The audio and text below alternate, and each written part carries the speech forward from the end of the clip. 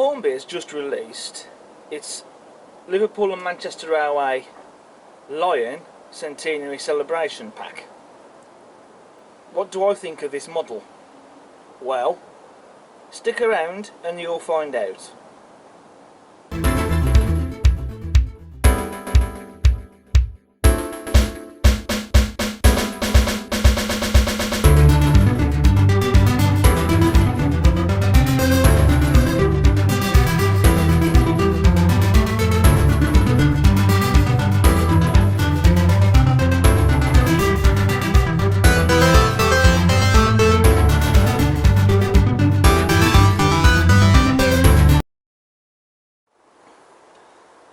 Hello everyone and welcome back to the Class 47 Peter YouTube channel, and today I'm very excited about what I'm going to be taking a look at in today's video, because we're going to be taking a look at Hornby's Liverpool and Manchester Railway number 57 Lion, and this is the Liverpool and Manchester Railway Centenary Celebration Pack.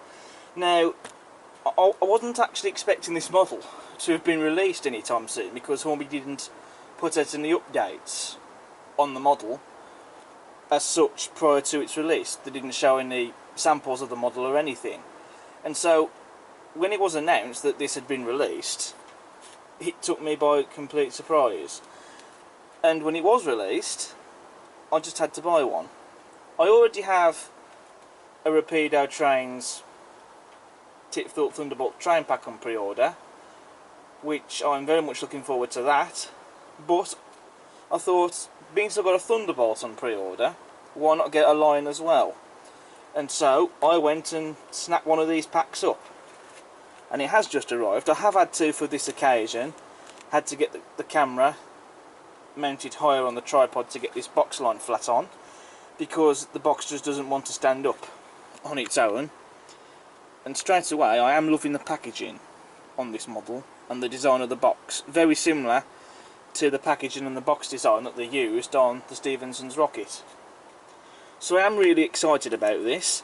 This is not going to be the first review on this model, because there's already a couple of reviews out there I think already, but that's not going to stop me doing my own personal review on the model to show and see what I think of it.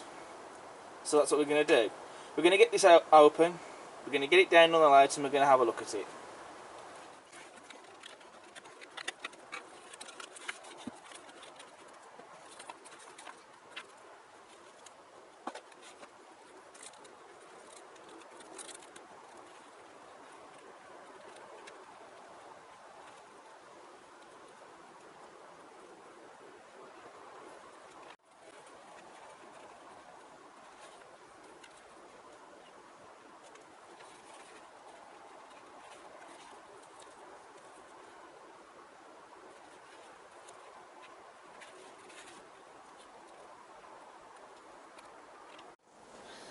So here we have Lion out of the box and down on the layout. Now the first thing I should say, and I have to be honest and I will be honest, when I unboxed this model, the chimney was wonky.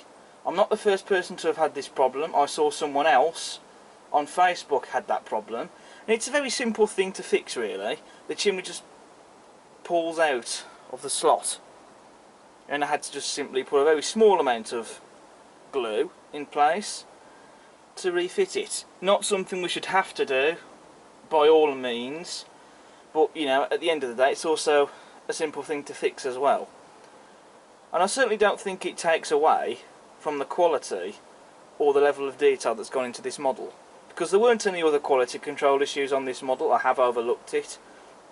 I can't see anything else wrong with it, and also more importantly, out of the box, she's an absolute beautiful runner and very smooth as well. So the level of engineering and detail that's gone into this model is exactly what we've seen with the Stephenson's rocket, another great model that they've produced, and it's just fantastic. Right, so I'll turn my attention to the detail now, starting with the buffer beam. Now just look at the wooden plank detail on the buffer beam.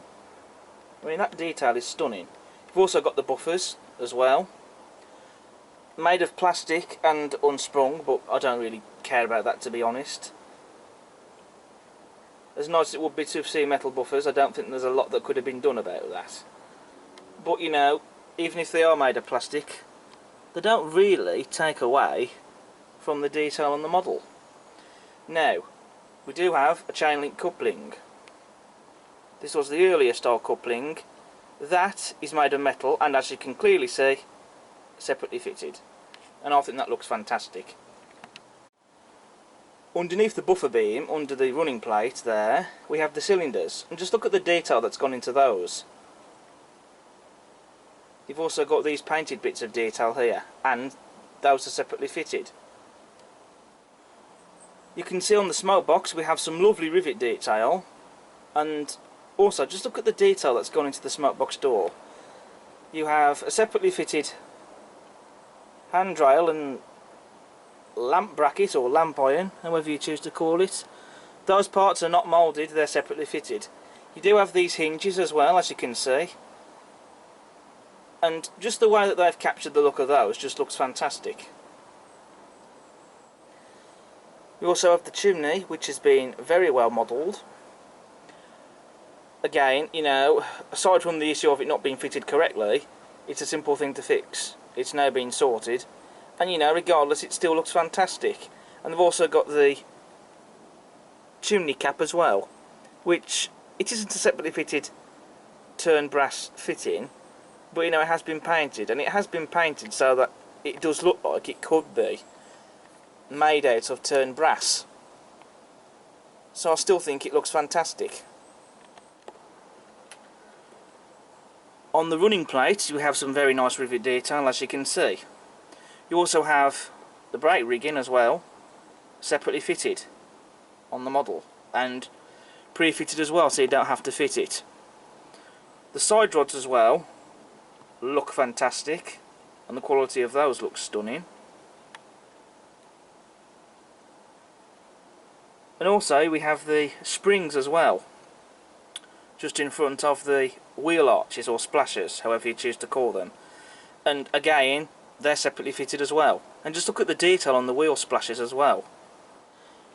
Moving on to the sides of the boiler, just look at these bits of detail here. They're not moulded, they're separately fitted. And especially this little detail part here, that's actually been painted. Plus you've also got the name plates for the locomotive. Of course, reading Lion. And they're not etched ones, but you know, the detail on those I think is still pretty exceptional. I mean, if you wanted them to be etched, I'm sure you could possibly get some etched ones from somewhere.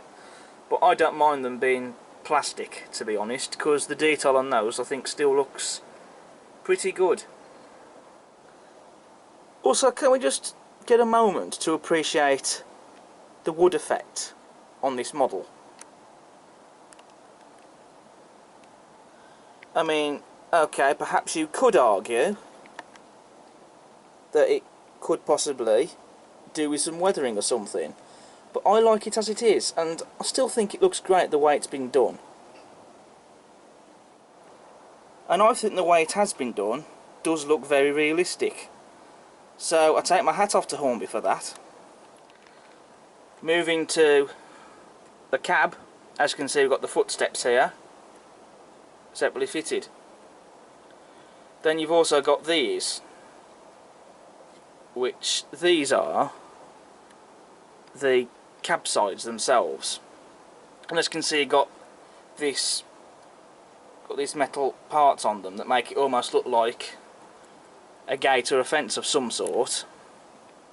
I don't know what they're called exactly, I'll be honest, but the way they've been done, you know, it does look fantastic. And again, this is all a separately fitted part as well, so they do look nice the way they've been done. Now, can we just get a moment to have a look at the detail in the interior of the cab on the back head? Hornby haven't disappointed here either with this detail. All the detail that you see on the back head on the real locomotive is there, it's present, and it's all been picked out and painted. And the detail isn't low quality either. The detail has been done, in my opinion, to a very high standard. and it looks very realistic looking as well, especially with the whistle and the safety valves on top of the firebox, and they too are all separately fitted. There's no moulded detail there except for the rivets, of course, and it just looks stunning. You also have a footplate as well for the crew on this model. That's made of metal, and it does fold down or up, so you could have it to the position how you like it, I suppose. Now, by looking at it, I believe the coal load in the tender is removable, and the way to find that out, to try and find out if it is, I'm going to use a little needle to try and lift it out.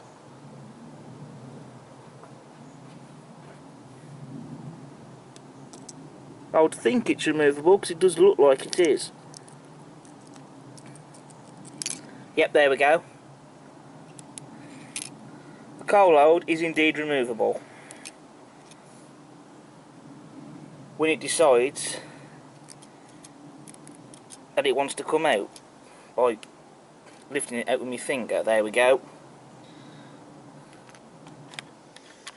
So you can either scatter real coal load on top of the plastic coal load or just fit your own coal load in the tender. Moving on to the tender sides, we have separately fitted handrails, as you can see on the front, and painted. You have the axle boxes on the tender chassis and rivet detail, and also these are actually made out of metal because they do feel cold to touch. Well, the tender body sides definitely are metal. The frames aren't, but the tender body is, because it's cold to touch. And also, just look at the lovely rivet detail on there as well. I think that looks fantastic. Just look at all the rivet detail that we have on top of the tender. You also have the water filler cap, and the handle on that is a separately fitted detail part. And also, just look at the separately fitted detail parts you have there on top of the tender. On the rear of the tender you have more rivet detail and a separately fitted handrail, as you can see.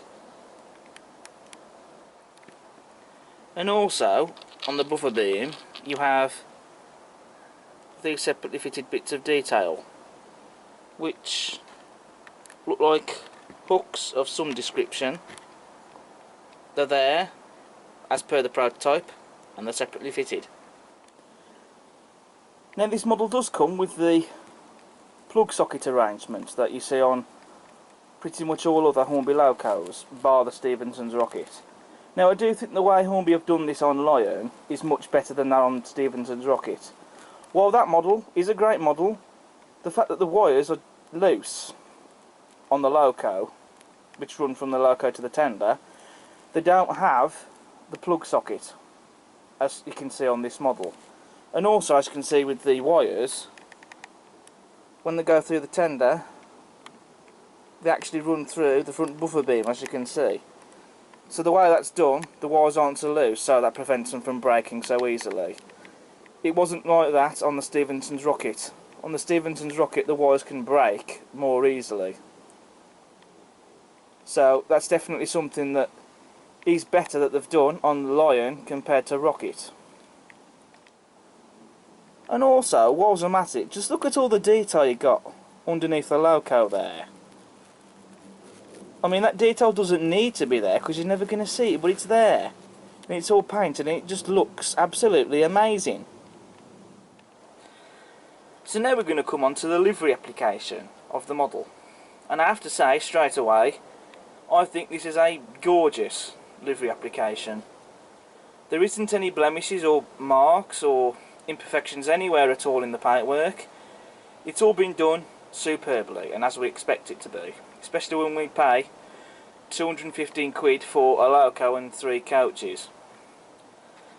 The livery application, they've got the colours spot on this locomotive as per the prototype, and also what I do love is just how you've got the top of the firebox painted gold in that gold colour, and then you've got the wooden firebox there, the wood effect on that, plus, you know, the boiler itself being made out of, well, the outside boiler, I suppose you can call it the cladding, on the outside being made out of wood where it would be made out of metal.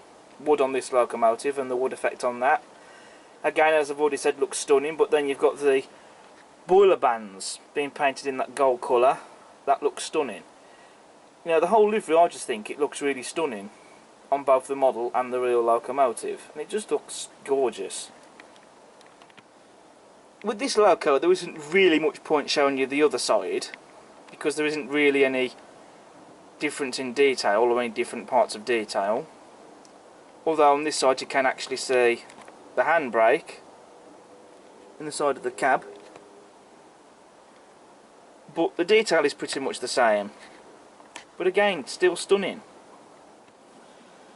Right, now that we've looked at the locomotive, because this is after all a pack, I'm going to have a look at the coaches. Now, I'm only going to have a look at one of the first class coaches and the third class coach at the back, because the two first class coaches, they're exactly the same. All that's different about them are the names. This coach is called Experience and this coach is called Traveller. That's it. All the detail is the same, so there's no point in me covering the detail on both those coaches. Right, so the first class coach I'm going to be looking at in detail is Experience. That's the name of the coach.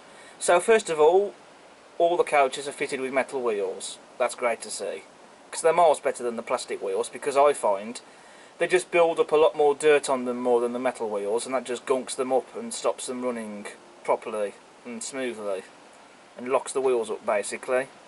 The buffers on these coaches, they are made out of plastic, but I don't really mind that, because they've got the profile of the buffers and the look of them correct. You also have all the footsteps as well on the bogies for the passengers to climb up to get to the coaches. On the chassis you've got the axle boxes and the springs as well. You've got the door handles on the side of the coach bodies, and they're separately fitted, not moulded. Also, just look at the steps there on the front, as well as the racks on the ends of the coaches. As well as separately fitted coach roof vents, you've also got the luggage racks as well. Again, those are separately fitted. You have glazing in all of the coach windows, as well as seats inside there as well, as you can just about see, and the detail on those I think looks fantastic. And also just get a look at the livery application as well that's been applied onto the coaches. It just looks superb. They've got the livery spot on, I think. You know, you've also got Liverpool and Manchester Railway Company. They've got the style of the font and text spot on, and the way that's been applied on the coach body sides looks fantastic. They really have nailed the look and the detail on these coaches, as they have with the locomotive. And also with these first class coaches, these are now the 5th ones that I own, because I already have 3 of them already that run with rocket, as you all know. Right, now for the 3rd class coach, and this is the 4th one I have in total, having already owned 3 of them. Again, the detail on this is absolutely exquisite. We have metal wheels fitted to the coach, plastic buffers, footsteps on the frames of the coach, axle boxes and springs. There's some rivet detail there. Separately fitted door handles, and just look at the beautiful lining that's been applied on the body. The livery application is correct on this coach as well. Again, as with the first class coaches, the livery on those is correct as well. And just look at the detail on the inside of the coach as well, which I think looks very nice. The only thing that this coach needs is some people inside it, because otherwise it's just going to look like, when it's running around the layout like this, just an empty coach. I have added figures in the other 3 coaches I have of this type, so I shall be putting figures in this coach as well. Because with the first class coaches you can just about get away with not having people in there, and also with these I don't fancy taking the bodies off either to fit people. but the open top coaches definitely need people in them. Now to talk about the couplings. Now I know that these are a bit Marmite, you either love them or you hate them. I can see that they are very fiddly, because trying to connect these three coaches up, it was a little bit of a pain in the bum, I have to be honest. So yes, they are fiddly. Are they unreliable? No, by all means. You know, I do take my hat off to Hornby for trying to make some more realistic looking couplings, because they are still better, I think, than the chain link, well, than the tension locks, at least when it comes to realism and looks, I'd say. But you know, these still have reliability as well. I have had them before, running around the layout in reverse, especially going into sidings and round curves. I've not had any problems with them, so that's still great to see. And I do still take my hat off to Hornby for trying to make some more realistic looking couplings with these chain ones. So even though they are fiddly, I do still like them. Now with this model you do get some crew supplied, a driver and a fireman. And in the instruction manual, unlike that of the new Hornby 9F, they do show you how to fit them and where exactly they go. And these are made out of injection moulded plastic. You know, they might not be the most amazing, such as those made from the likes of Model U, Hardy's Hobbies, etc. But you can't knock the detail on these at all, because the detail on them I still think is pretty good. To be fair, they still look the part, even if they're made out of injection moulded plastic. And they're the same figures that you get with the Stephenson's rocket, which they could easily get away with, because, you know, it's pretty much from the same period. And the painting isn't poor quality either, it has to be said. And I shall be fitting these into Lion, because a loco, especially of Lion, it will look much better, I think, with the crew inside the cab. But you know, you either fit them or you don't, but I'll definitely be fitting them. Right, so I have fitted the crew to Lion. Now I have to be honest, fitting the driver was easy. Fitting the fireman wasn't. The little peg that goes into the hole just kept bending and it wouldn't fit in properly. So in the end I just simply cut that off and just simply put a very small amount of blue tack under the shoe, and that's just held him in place. But you know, other than the fireman being a bit more difficult to fit in, you know, I do think that the crew, it certainly does add to the realism of the loco, especially with an open cab loco such as Lion here. You know, it really is an improvement fitting them. Right, so we've looked at both the loco and the coaches in detail, and we have the loco coupled to the three coaches here. And you know, that does make a fantastic sight, doesn't it? So what we've got to do now is we've got to get onto the running session before I then come on to my final conclusion. So we'll get some shots of Lion running around the layout.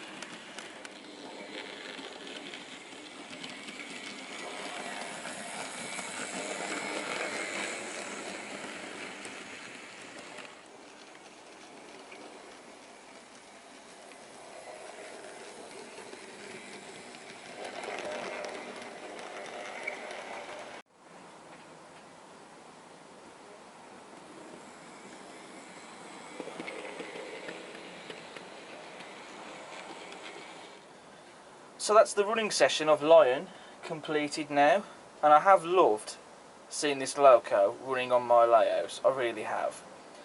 So that now brings on to my final conclusion for this model. And I have to be honest with you, I couldn't really pick fault with it if I tried. Okay, yes, it had a wonky chimney when I first got it. I've sorted that issue out now, and that's it really. And yes, okay, the fireman was difficult to put in because that peg wouldn't fit into the hole for him to go into. But apart from those two little things, this is a fantastic model. It really is. It's not a low quality product, it's not toy-like. This is a superb product and a high quality model that's been produced by Hornby. Is it worth the money? I think it is. I'm really glad that I bought this model, and I'm looking forward to seeing the Rapido tip-filled Thunderbolt train pack arriving to the layout, so I'm looking forward to that. And it's just great to have a model of what I think is an iconic loco made by two different manufacturers. It will be great to have the loco as it appeared in the tip-filled Thunderbolt film, and as Lion, as it really is. So it's great to have both Lion and Thunderbolt in the fleet. I know Hornby did announce a tip-filled Thunderbolt train pack, very controversial. They're no longer producing that pack now. I'm not going to get into all that because it's boring. I think that this is a superb model, and it's just great to be able to own this locomotive in the fleet and to have two Era 1 locomotives running on the layout. I think I'm going to have to do some sort of running session with both Rocket and Lion now, and I'm looking forward to having Lion featuring in future running sessions and just seeing it running on the layout. I tip my hat off to Hornby for this one. They really have produced a cracking model. Stevenson's Rocket won a Model of the Year award, and honestly I think Hornby are onto a winner with Lion. I do predict that Hornby will win Model of the Year award, either for this year or next year, with Lion. Do I recommend it? Absolutely. If you're willing to spend 215 quid on this pack, go for it. I don't think you'll be disappointed with it. I'm not. And it just shows that even if Hornby do get some stick now, because, you know, while they have produced some models that perhaps in terms of quality might not be the best, but it's not like every model Hornby's ever produced has been bad, is it? Or had poor quality. You know, you've got to hand it to Hornby, and it has to be said, they do produce great models, and Lion is definitely one of them. So I think it's a fantastic model. I've not had any major issues with it that would say this is a poor model and don't buy it, because at the end of the day, these reviews that I do, they're not only based on my opinions, they reflect my experiences with them. And if I get like an issue such as a wonky chimney, that doesn't mean I'm going to come out and start tearing into it. You know, if it's a little simple fix that fixes the problem, then so be it. I don't really care. I don't think it detracts from the model at all. I think that this is a beautifully made product, and even just looking at it right now, I just think it looks amazing. It really does. So well done to Hornby for this one. They produced another amazing model. So top marks from me. So all that's left for me to say now is thank you all very much for watching my review on Hornby's Liverpool and Manchester Railway Lion. I hope you've enjoyed it. As ever, if you like what you see, then please do subscribe to the channel, smash that like button, and check out all my other content I have on the channel. But until then, it's a goodbye from me. Take care.